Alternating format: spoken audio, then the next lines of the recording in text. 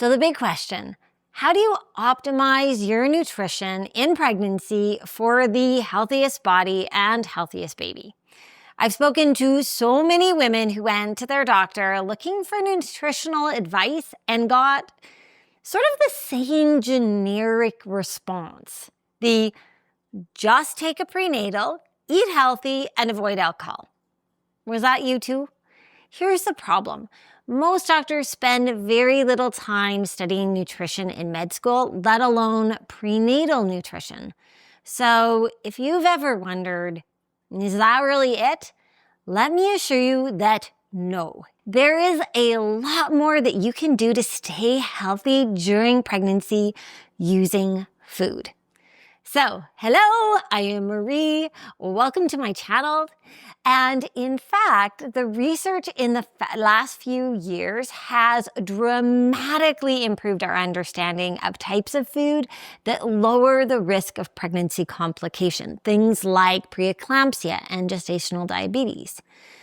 But here's the thing, that research hasn't really trickled down yet into the official guidelines. So today I want to share what no one tells you about prenatal nutrition. And I've been working with expectant moms for the past 20 years.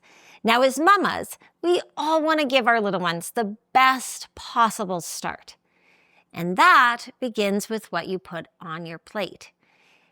But here's why eating healthier is trickier than it sounds. While everyone agrees you should eat healthy, but when you start digging, what does that even mean? There's so much conflicting information out there. Eggs, no eggs, butter, margarine, whole grains, no grains, soya, no soya, skim milk, whole milk, raw milk, pasteurized milk, only dairy-free options, low fat and high protein, high fat, low carb, organic, pasteurized, local, fair trade, raw, only air fried. Like, is your head spinning? Because I know mine is.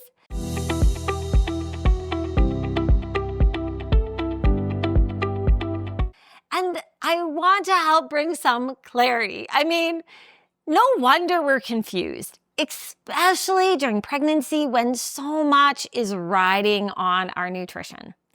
So I want to start with a really simple truth. And here it is.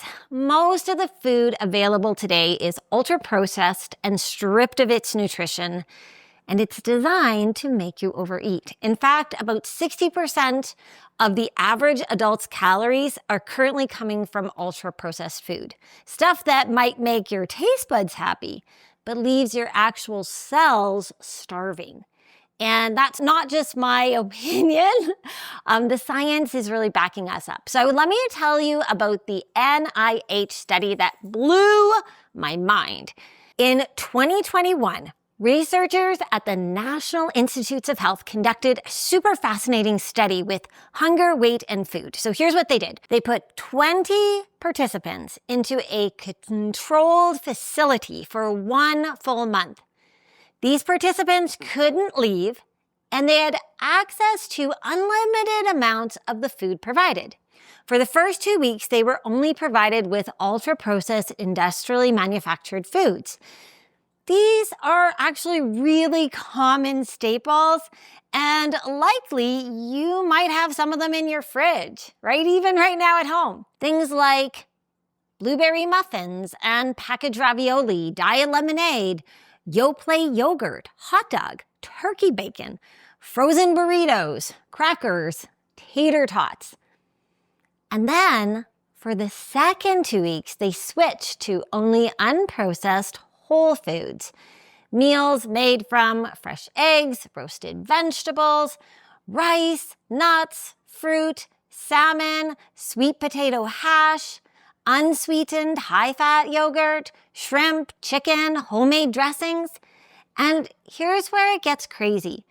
Without counting calories, without dieting, without even trying to adjust how much they were eating, the participants ate 500 fewer calories per day when they were on the whole food diet. That meant 7,000 fewer calories in just 2 weeks. And get this, they felt fuller their blood work showed higher levels of satiety hormones, which tell your body, I'm satisfied, and lower levels of hunger hormones, which tell your body, I need more food. Same people, same appetites, just different food.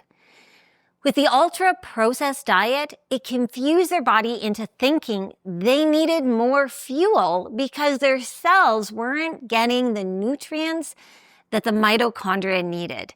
Whereas with the whole food diet, it satisfied their bodies because their cells were actually getting the right nutrients. And guess what? Their cravings dropped too. And that's helpful for pregnancy, right? Now here is the big takeaway. The first and most critical thing to focus on is eating whole food. And what do I mean by that? Okay, it's food that's made with simple ingredients, like everything you can pronounce, and you know what it is just by reading the ingredient list. It's food that is minimally processed, so as close to nature as possible, and that it preserves as many of the nutrients as possible. So let's take milk as an example. In nature, cows are meant to graze on grass, and their milk naturally contains fat. So from this whole food point of view, the full fat milk, which is just the normal milk from cows that graze, is nutritionally superior to low-fat dairy from a cow that was fed grains in confinement. How about for veggies? Fresh veggies? Better. Grown in season without pesticides? Even better. Eaten really soon after you harvest them? Even better. And so much more nutritionally dense than the canned version of the same plant. Or let's take soya. Edamame are the steamed greened soya beans in their pods. They hold many more micronutrients than, let's say, soya cheese, which is heavily processed. Or take the butter versus margarine debate. From the whole food point of view, butter made from cream is nutritionally superior to margarine because margarine is an ultra-processed blend of refined vegetable oils, emulsifiers, and a bunch of artificial additives. And those eggs, by the way, they are superfood. More on that in a bit. Now, the key advantage here is that real food is more nutrient dense. And when we're pregnant, especially, we want every calorie to matter, to be fueling the incredible cell division and organ creation that's happening inside us. And remember, our bodies and your baby's body is built entirely of food. Eating is the process of transforming matter from the outside world into our own physical form. And when you think about it that way, it's actually really cool. And every day the food we eat, it breaks down into our gut, into these different building blocks. And then those building blocks get absorbed into our bloodstream, and they're used to continually rebuild the next iteration of our body. And for you, the first iteration of your baby's body. Look for the best and healthy food, nutritious and delicious food. Ignore that greasy junk food passing by. Is that the bloodstream of my mama? Yes, sir, that is correct.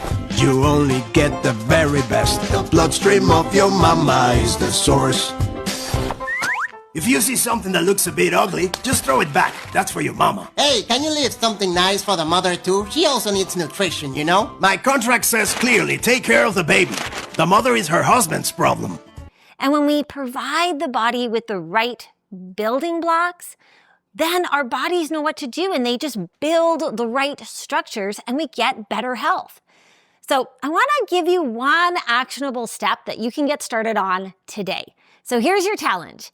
1 week of food awareness. Track everything you eat for just 1 week.